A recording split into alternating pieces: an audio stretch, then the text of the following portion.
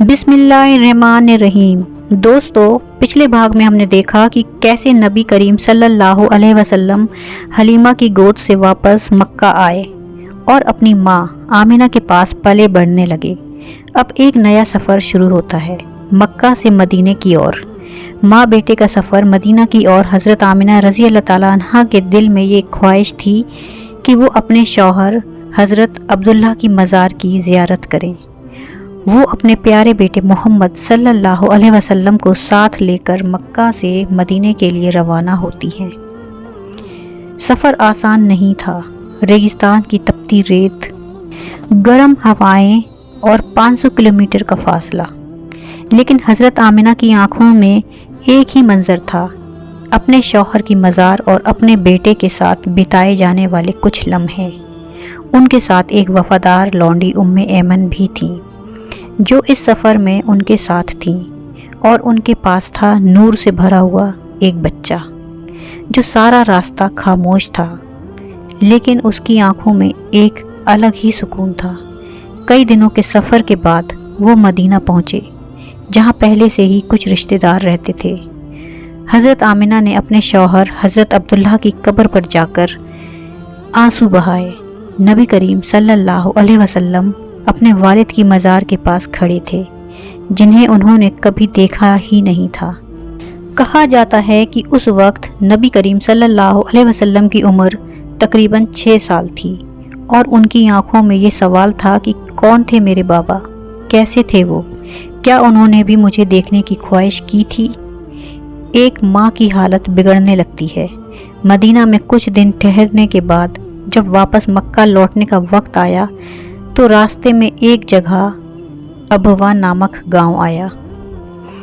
यही वो मोड़ था जहां किस्मत ने एक और इम्तिहान रख छोड़ा था। हज़रत आमिना की तबीयत अचानक बहुत बिगड़ गई। बुखार तेज़ हो गया और उम्मे ऐमन घबरा गई।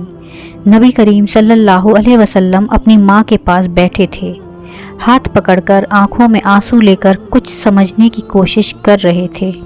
और फिर वो लम्हा जब माँ भी चली गई। हज़रत आमिना ने अपने बेटे की आंखों में देखा और कहा, मेरे लाल, तू अकेला नहीं है, तेरा रब तेरा रखवाला है, कि तुझे वो मकाम मिलेगा कि जहाँ तक किसी का ख्याल भी नहीं पहुँच सकता।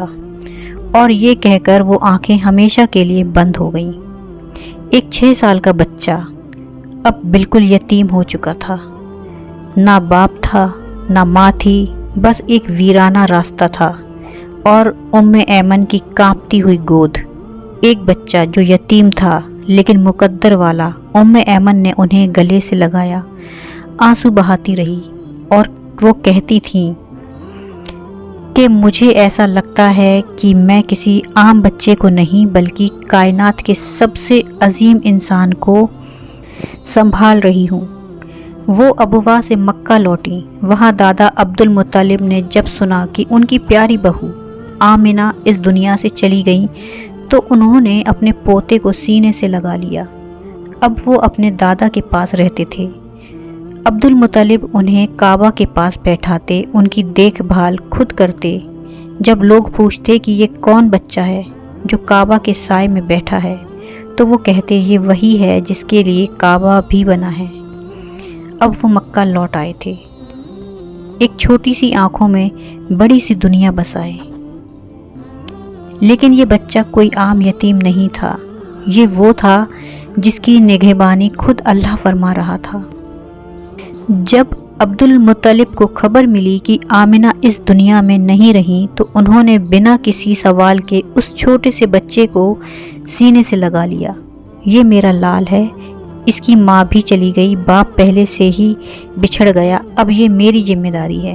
अब्दुल मुत्तलिब उस वक्त बुजुर्ग थे, लेकिन अपने पोते के लिए एक जवान दिल बन चुके थे। वो उन्हें काबा के पास ले जाते, जहाँ वो कुरैश के सरदारों के बीच बैठते थे। लेकिन हैरत की बात ये थी कि जब भी नबी सल्लल्लाहु अलैहि वसल्लम वहाँ बैठते, तो सारे सरदार अपने आप खड़े हो जाते और कोई उनकी जगह लेने की ज़रूरत नहीं करता। इस बच्चे की आंखों में कुछ अलग है, वो कहते। ऐसा लगता है जैसे ये आने वाले कल की एक बड़ी मिसाल हो। नबी करीम सल्लल्लाहु अलैहि वसल्लम कम बोलते थे, लेकिन जब बोलते तो सच बोलते। बचपन में ही आप सल्लल्लाहु अलैहि वसल्लम को झूठ से नफरत थी। ना कभी शरारतों में दूसरों को नुकसान पहुंचाया, ना गंदी बातें की। अब्दुल मुत्तलिब अक्सर कहा करते थे कि मैंने कई बच्चे देखे, लेकिन इस बच्चे की तरह नूर किसी में नहीं देखा। एक और जुदाई, दादा का इंतकाल। लेकिन फिर एक दिन वो भी आया जब अब्दुल मुत्तलिब बिस्तर पर थे, कमज़ोर हो चुके थे। नबी करीम सल्लल्लाहु अलैहि वसल्लम उनके पास बैठे थे, हाथ पकड़े हुए। दादा ने उनका चेहरा देखा और मुस्कुराकर कहा, बेटा मैं आज जा रहा हूँ, लेकिन तू अकेला नहीं है, तेरा रब तेरे साथ है और वो तुझे हर मोड़ पर संभालेगा। और फिर वो भी दुनिया से रुखसत हो गए जब नबी करीम सल्लल्लाहु अलैहि वसल्लम सिर्फ 8 साल के थे और दुनिया में तीसरी बड़ी जुदाई का सामना कर चुके थे। अब देखभाल की जिम्मेदारी चाचा अबू तालिब पर थी। अब नबी करीम सल्लल्लाहु अलैहि वसल्लम की परवरिश का जिम्मा लिया उनके चाचा अबू तालिब ने। हालांकि वो ज़्यादा मालदार नहीं थे, लेकिन दिल बहुत बड़ा था। अबू तालिब ने हमेशा अपने भतीजे से ऐसे प्यार किया जैसे कोई अपने बेटे से करता है। हर रोज़ उनके खाने पीने, सोने जागने, स्कूल और हर जगह ज़रूरत का ख्याल रखते थे।